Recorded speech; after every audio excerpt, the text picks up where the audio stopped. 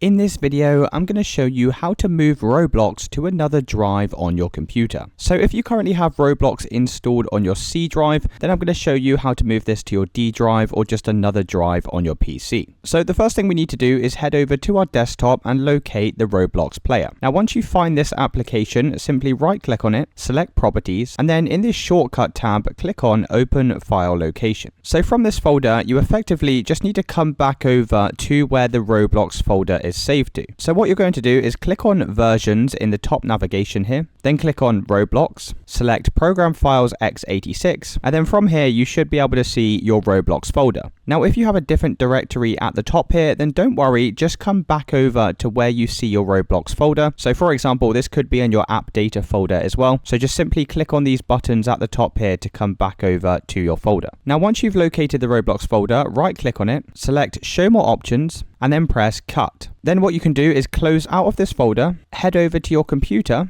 and then select the new drive where you want to save Roblox to. So currently I have it in my C drive and I'm going to place it in this D drive over here. And then you just need to right click, select show more options, and then press paste. Click on continue. And just like that, Roblox has now been moved over from our C drive to our D drive. So now if I head back over to my desktop and double click on the Roblox player, you can see that if we hover over this application, the location is now saved in the D drive. So it's as simple as that, guys. If you did find this video helpful, then let me know in the comments and I'll see you in the next one.